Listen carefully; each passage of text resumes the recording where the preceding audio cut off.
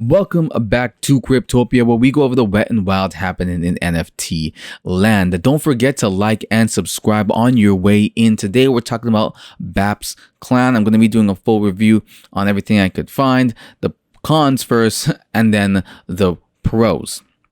This was something requested by a viewer, and this is an NFT project that's got like almost 100,000 Discord followers, over 80,000 Instagram followers. So they're doing pretty damn well, at least on the surface.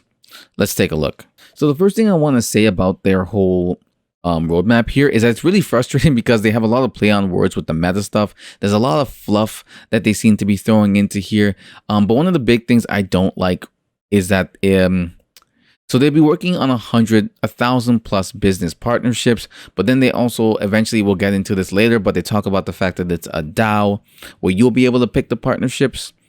But they got 1,000 plus business partnerships, which I think is just an absurd amount. Like, you won't really be able to deal with all of those and get all of those in what you're planning to do. You might, I guess, send an email out or maybe in passing tell somebody it, but obviously they're trying to hype it up and make it sound better than it is, but you can at least make it sound a little bit more realistic. They essentially don't want you to flip it, is what they're actually saying.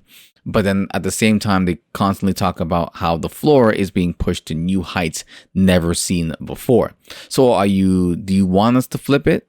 If you're going to have intrinsic utility that we don't need to flip it at all, why do you then mention how high the floor is going to go to incentivize me to be like, oh, well, I can flip it, and I should flip it or not? So one of the plans that this NFT project is planning to do is sort of is getting it more invested into the metaverse.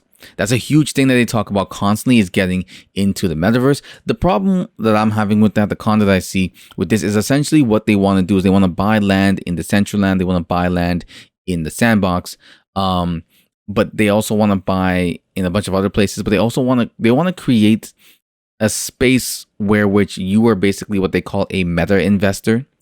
And when you invest into them, they're going to use the money they get from that to purchase land. And then they're going to create a metaverse inside the metaverse, because essentially they're going to build houses, they're going to build mansions, they're going to build luxury, condominiums, they're going to build a mall. They're going to build things. They're going to build an airport, which, by the way, I don't know why you need an airport in the metaverse. There's literally no reason for that. I could understand if you were having like a simulator, I guess. If that's what they're going to do, then fine. But if you're just having an airport, what is that going to accomplish? People are just teleporting. An airport doesn't do anything. It just takes up digital space. But anyways, the main thing that I have a problem with is that they essentially want to create an ecosystem which the investors will make money off of the purchases people make within that area in the metaverse that they conquer. So they're essentially trying to conquer a mass amount of land, so which they could raise all these buildings and stuff like that. So when you go to the Decentraland, it's like there's a plot of land that belongs to Samsung, and there's another one that belongs to Nike, and then another one that belongs to Joe Schmo over there. So those guys each get the payments that you'd be making within there, right? You go to Samsung, you go to Nike, you go to Joe Schmo, that's it. But this way, they're going to basically conquer as much land as possible. So everybody who comes to that land is basically, they're monopolizing the situation, is what they're trying to do. Which, to me, requires a lot of money, especially as the more land you buy up in a specific spot, the more expensive it's going to be. And you can already see, like, people who probably have the money to do this, like Samsung, like Nike, are not doing this currently. So these guys are attempting to do something of that, and I'm not really keen on that, but that's one of the things that they're trying to do, and I don't really think they're going to be able to accomplish that. Another thing they mentioned is the Bapes residential area, which will be the Bapes residential area, which will be signed off by like famous architects. I forgot where they have it written here. The architectural firms that will be looking at it and signing off on it. That also doesn't matter. There it is, world famous architectural firms. That doesn't matter. It's just a house that you make with code on the metaverse. It could be a house that's literally separated in half and the top part just spins for some reason. It really doesn't matter. So I don't know why they threw that in there. That's kind of the part of the fluff stuff where it's just, it doesn't really make any sense. You don't need to add that part in there. I don't really see what it does or why you need a famous architectural firm to have planned and built the residential area.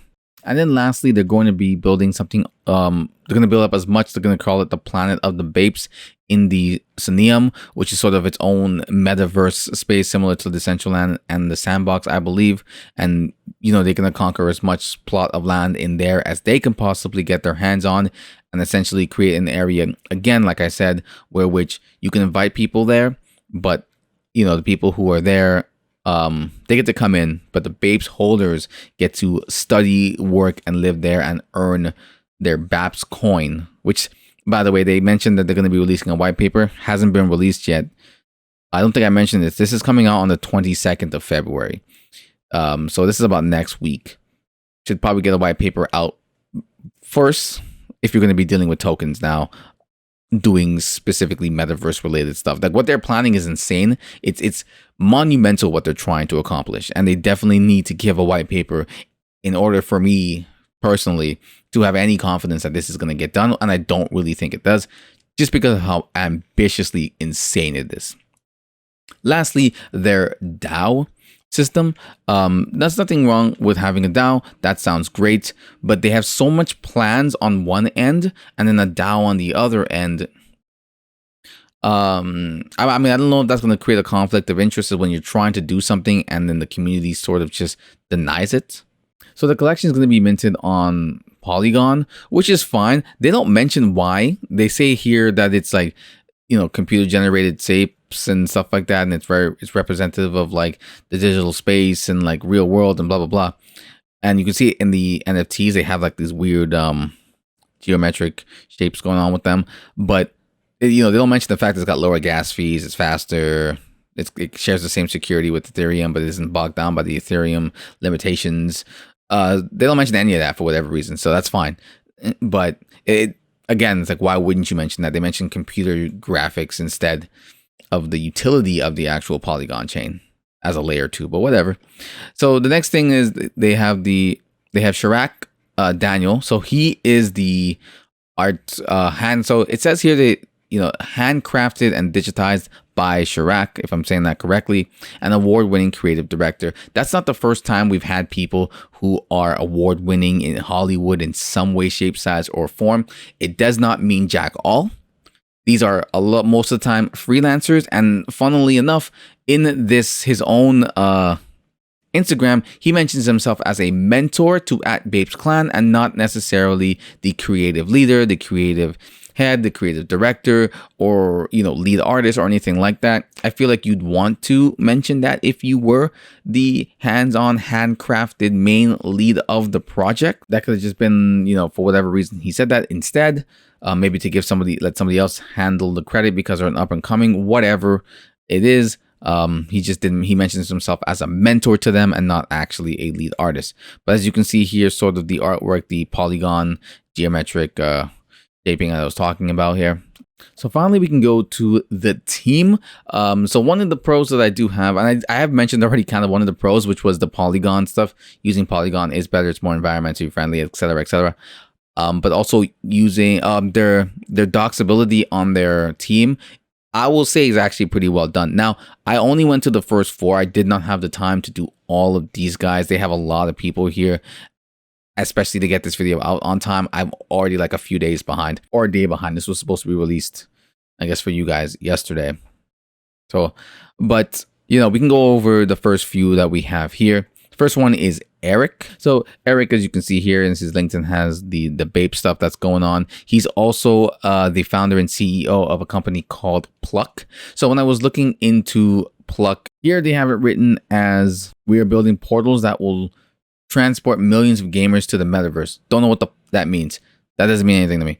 But essentially what I saw them doing, because they were partnered with a team, an esports team called the Singularity, and essentially they had software, Pluck had software that would help them learn and see where their flaws in their game was. So you'd be playing the game and it'd be monitoring your wins, your losses, your aim, your average ranking, etc. To help you focus on kind of where your flaws are or where you're not doing so well and improve your game. And this was to be extended. They created like an academy where which you could go in there and use this technology as an aspiring gamer to get better and then sort of use that data to gain contracts with esports leagues. So it's a good idea. These guys aren't in America. They've been around since I think 2017, about 5 years or so. But that's sort of what the Eric guy was working on before and is also a founder in this new project.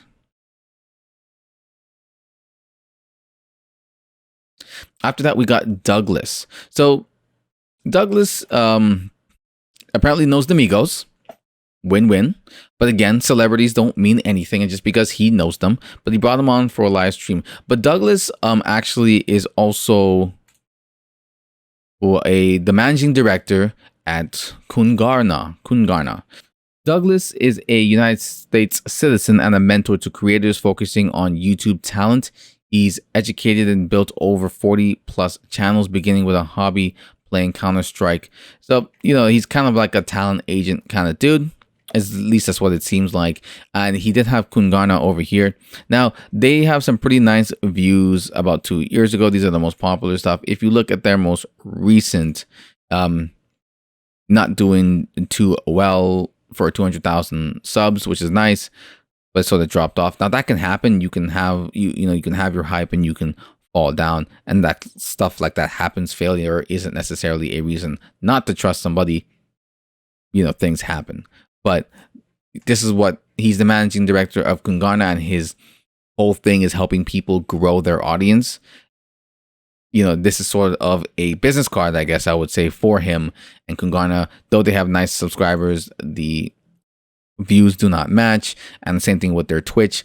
Also has 170 plus followers on there, but the viewership, which isn't too bad. It's like I saw 600 and I saw 1,000, but that's those are months prior. They haven't really released one anytime soon. They don't really release too frequently. As you can kind of see here, it's also not too frequently. Next, we have Brian. So Brian, from what I can read about Brian, he sounds like a great dude. He's like top CEO. He's got a whole bunch of connections with people. So Brian over here runs a company named after himself. Ego? No, of course not. His full name, I don't even know how to pronounce his full name. Brian J. Esposito. Yeah, Brian J. Esposito. So Esposito Intellectual Enterprises is his company. It's been around for about 8 years. So that's nothing to scoff at if your company has survived that long. But from what I understand, he works in like connections with over 20 years of hard work in developing incredible connections, contracts, relationships, and partnerships. We have a quick, economic, efficient, and realistic approach to creating opportunities and watching them flourish. It is a passion of ours to help people and connect them with the right parties to achieve their dreams and their vision. So that kind of sounds like what he does mostly is just find the right people for each other and merge them together. His company, as I read further on, was a holding company.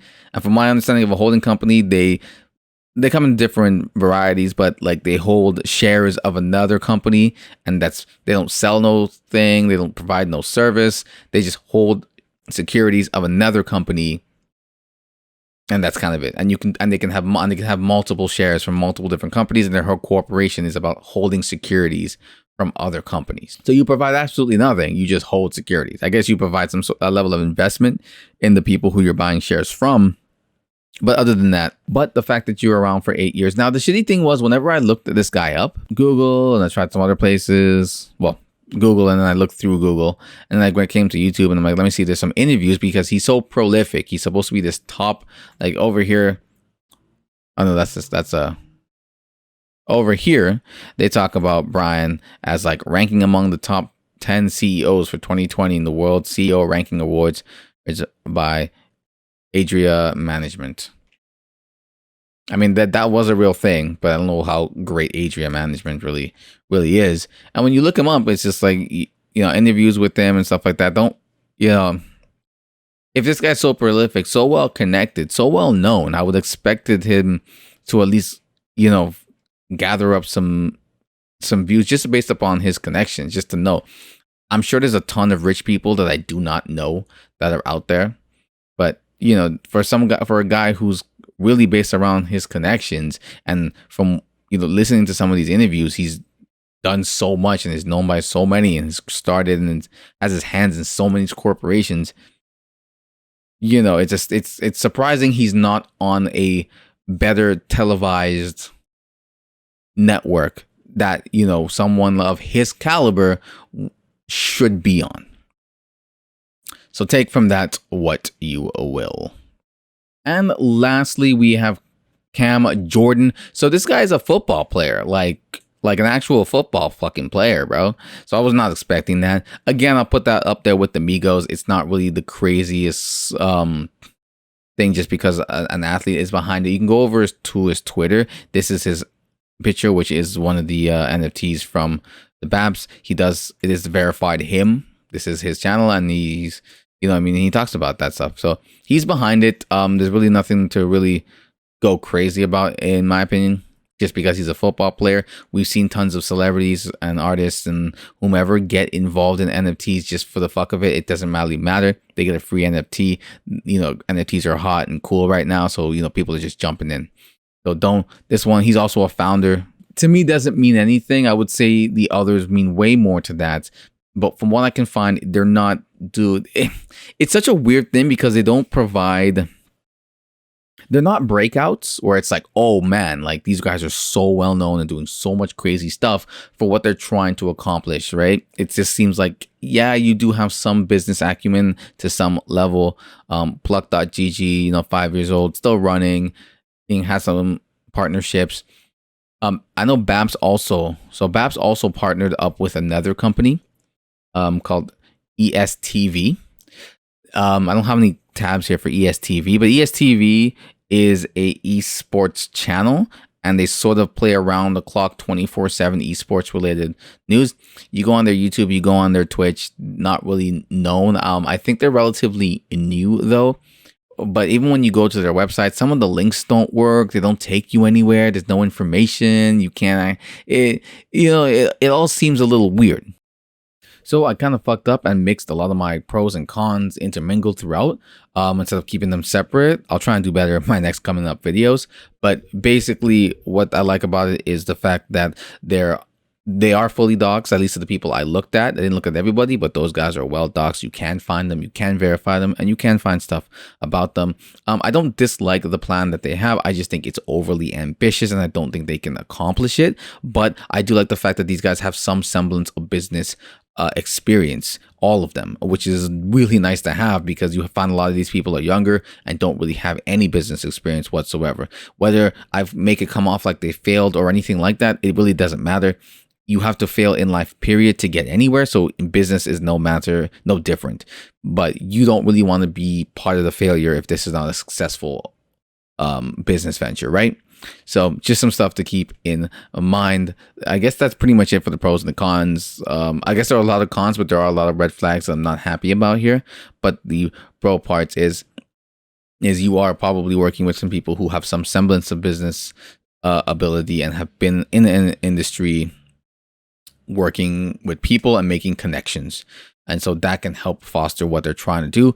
I still think it's overly ambitious. And I think some of the people they are partnered with, like ESTV, are also not some of the greatest to have on your side. A lot of these guys aren't in the States. Some of them are in Europe and whatnot. So, you know, take from that what you will. But even some of their partnerships and even some of the supposed partnerships within like ESTV, for example, don't seem to fizzle out whenever you click on a link. So those are what I got to say about that. All right, guys, I hope you liked. Comment down below on whatever you think about this, what do you have to say, what am I wrong about, what am I right about, whatever, doesn't matter. And I'll see you guys in the next one.